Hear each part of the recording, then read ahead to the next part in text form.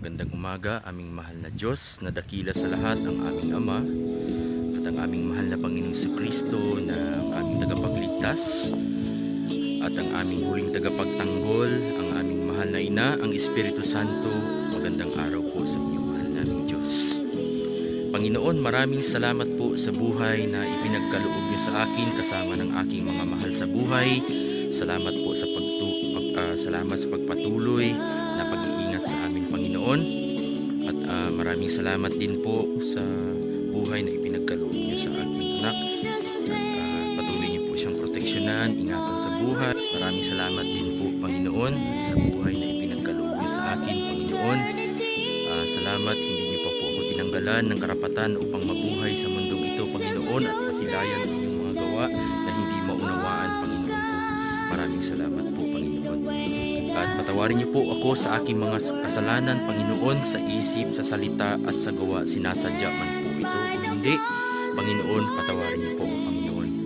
At Panginoon, patuloy niyo pong ingatan ang aming mga mahal sa buhay, Panginoon, at lalong-lalo na po ang aming mga opisyalis sa bayan, sa bansang ito, Panginoon. Bigyan niyo sila ng katalinuhan upang pangalagaan at pagsilbihan ang aming bansa ng buong katapatan, sa katwiran at sa katarungan, Panginoon. At maraming salamat din po, Panginoon, sa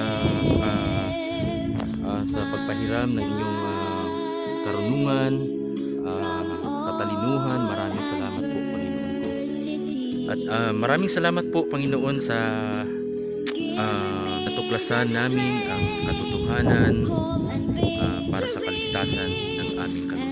Nawa ay may palaganap ang katotohanan sa mundong ito, Panginoon, sapagkat kakaunti lamang ang naniniwala sa ating mahal na Ina, dahil ito'y wala daw sa Biblia, kaya isinulat sa aklat ni Sirach na ako ang ina ng dalisay, pag-ibig, pagkatakot, kaalaman, banal na pag-asa.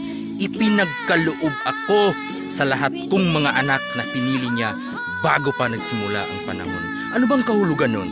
Basahin natin ang aklat ni Juan 14:26. Ang sabi ng Panginoong Hesus, ipapadala ng Ama ang Espiritu Santo sa pangalan ko upang siyang magtuturo sa inyo ng lahat ng bagay na itinuro ko sa inyo.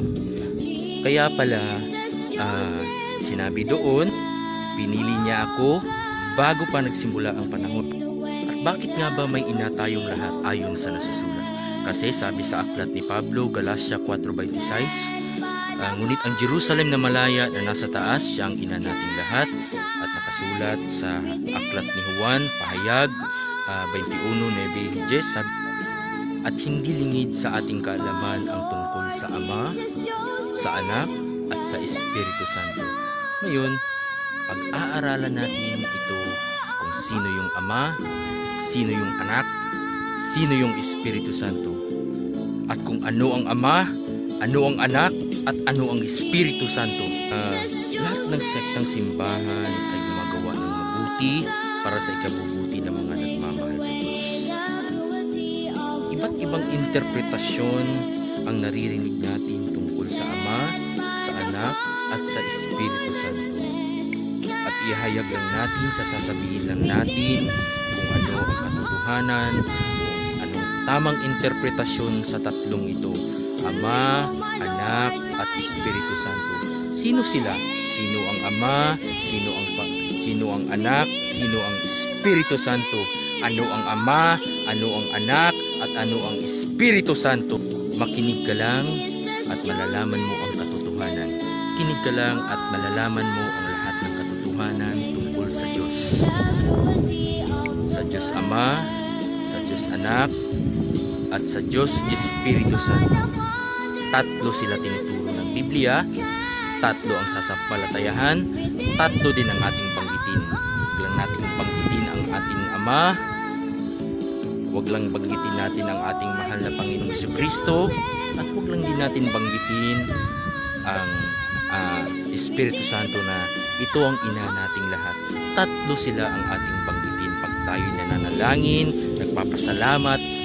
Tatlo sila kasi tatlo ang itinuro ng mahal na Diyos Ama na ating sasampalataya. Sundin natin ang lahat ng sinasabi at mensahe ng Diyos para sa kaligtasan ng ating kaluluwa.